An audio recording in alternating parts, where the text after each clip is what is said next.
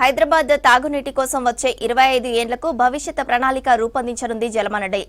2050 అవసరాలకు తగ్గట్టు భవిష్యత్ ప్రణాళిక రూపొందించాలని జలమండలి అధికారులను ఆదేశించారు సీఎం రేవంత్ రెడ్డి. గోదావరి నుంచి 20 టీఎంసీలను హైదరాబాద్కు తరలించాలని నిర్ణయించారు. నగరంలో ఇంటింటికి తాగునీటితో పాటు సేవరేజ్ ప్లాన్ ఉండేలా చర్యలు తీసుకోనుంది.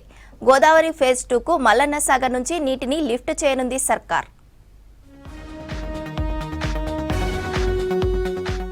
గ్రేటర్ హైదరాబాద్ లో రాబోయే 25 ఏండ్ల అవసరాలకు తగ్గట్లుగా డ్రింకింగ్ వాటర్, సీవరేజ్ ప్లాన్ ఉండేలా రాష్ట్ర ప్రభుత్వం చర్యలు తీసుకుంటోంది. ఇందుకు అవసరమైన ఇన్ఫ్రాస్ట్రక్చర్ డెవలప్ చేయాలని అధికారులను ఆదేశించారు ముఖ్యమంత్రి రేవంత్ రెడ్డి. ఇందుకోసం అవసరమైతే ఏజెన్సీలు, కన్సల్టెన్సీలతో అధ్యయనం చేయించాలన్నారు. ఇంటిగ్రేటెడ్ కమాండ్ కంట్రోల్ సెంటర్లో హైదరాబాద్ జలమండలి బోర్డు సమావేశానికి బోర్డు చైర్మన్ హోదాలో సీఎం రేవంత్ రెడ్డి తొలిసారి హాజరయ్యారు.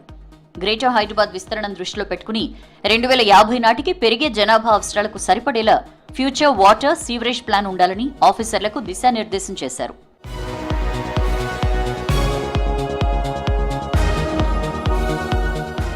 ప్రస్తుతం గ్రేటర్ సిటీకి మంజీరా, సింగూరు, గోదావరి, కృష్ణా నుంచి నీటి సరఫరా జరుగుతోందని సీఎం రేవంత్ కి వివరించారు అధికారులు. గోదావరి ఫేజ్ 2తో గతంలో ప్రతిపాదించిన 15 టీఎంసీలకు బదులు పెరుగుతున్న నగర అవసరాలకు అనుగుణంగా 20 టీఎంసీలను జంట జలాశయాలకు తరలించాలని నిర్ణయించి ఆమోదం తెలిపారు. గోదావరి ఫేజ్ 2 ప్రాజెక్టుకు మల్లన్న సాగర్ నుంచి నీటిని తీసుకోవాలా, కొండపోచమ్మ సాగర్ నుంచి తీసుకోవాలనే అంశంపైన సమావేశంలో చర్చ జరిగింది.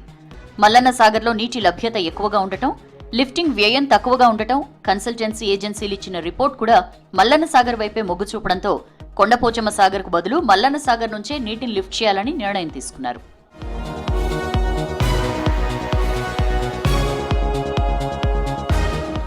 నీటి తరలింపు అంశం తర్వాత హైదరాబాద్ జలమండలి ఆదాయ వ్యయాల నివేదికను సీఎం రేవంత్ రెడ్డికి పవర్ పాయింట్ ప్రెజెంటేషన్ ఇచ్చారు ఎండీ అశోక్ రెడ్డి.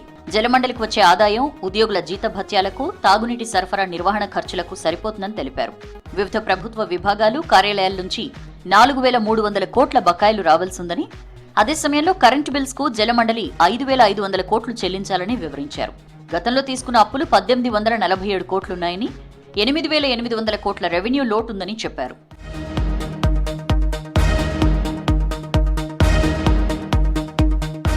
ఆర్థిక శాఖ సమన్వయంతో తక్షణ కార్యాచరణ ప్రణాళిక రూపొందించుకోవాలని జలమండలి అధికారులను ఆదేశించారు సీఎం రేవంత్. సొంత ఆదాయాన్ని పెంచుకునే మార్గాలు అన్వేషించాలని, అందుకు అనుసరించాల్సిన విధానాలను అధ్యయనం చేయాలని సూచించారు. ఇప్పటికే 20,000 లీటర్ల నీటిని నగరంలో ఉచితంగా సరఫరా చేస్తున్నందున ఇతర కనెక్షన్ల నుంచి రావాల్సిన నల్లా బిల్లు బకాయిలు క్రమం తప్పకుండా వసూలయ్యేలా చూడాలన్నారు. జలమండలి కొత్తగా చేపట్టే ప్రాజెక్టులకు అవసరమయ్యే నిధులను సమకూర్చుకోవాలని, తక్కువ వడ్డీతో రుణాలు తెచ్చుకునే ఏర్పాట్లు చేసుకోవాలని తెలిపారు. అందుకు వీలుగా ప్రాజెక్ట్ డీపీఆర్లు తయారు చేయించాలని చెప్పారు సీఎం.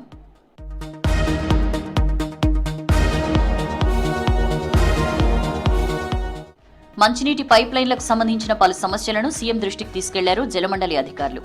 ప్రస్తుతం హైదరాబాద్ లో 9,800 కిలోమీటర్ల డ్రింకింగ్ వాటర్ డిస్ట్రిబ్యూషన్ నెట్వర్క్ తో 13.79 లక్షల కనెక్షన్లకు వాటర్ సప్లై చేస్తున్నట్లు సీఎం రేవంత్ కు నివేదించారు అధికారులు. మంజీరాతో 1965 నుంచి నగరంలో పలు ప్రాంతాలకు సరఫరా చేస్తున్న పైప్ లైన్లకు కాలం చెల్లిందని, దీంతో తరచూ రిపేర్లు వస్తున్నాయని చెప్పారు.